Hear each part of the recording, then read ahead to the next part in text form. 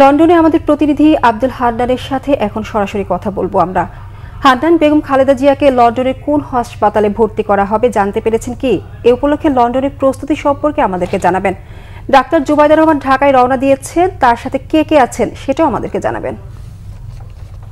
ধন্যবাদ রেখা। আমি আপনাকে জানাতে চাই, আমি এখন দাঁড়িয়ে রয়েছি ঠিক আমার পেছনে যেই লাল সাদা বাতি জ্বলছে, এইটি হচ্ছে হাসপাতাল যেটিতে বলা হচ্ছে London hospital, London bridge hospital. ঠিক তার সামনে আমি দাঁড়িয়ে রয়েছি।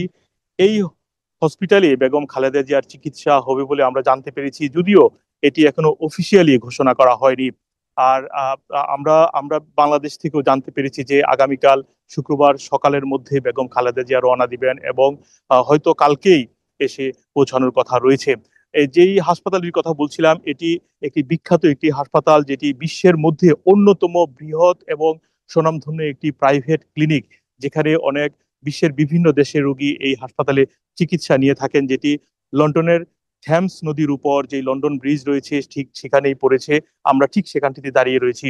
আর আপনি যেটি বলছিলেন যে ডাক্তার জুবাইদা রহমান, আমাদের হাতে যে ভিডিও চিত্র এসেছে আমরা দেখেছি, তিনি আজকে বাংলাদেশ বিমানের একটি ফ্লাইট, যেটি BG302, এই ফ্লাইটে করে আমরা জানতে পেরেছি। আসলে এটি আনুষ্ঠানিকভাবে কখনো বলা হয়নি, বাট আমরা বিভিন্ন মাধ্যম থেকে সূত্র থেকে জানতে পেরেছি এই ফ্লাইটে করে তিনি বাংলাদেশের উদ্দেশ্যে রওনা দিয়েছেন এবং আগামীকাল শুক্রবার 9টা 35 মিনিটে তিনি বাংলাদেশে অবতরণ করার কথা রয়েছে।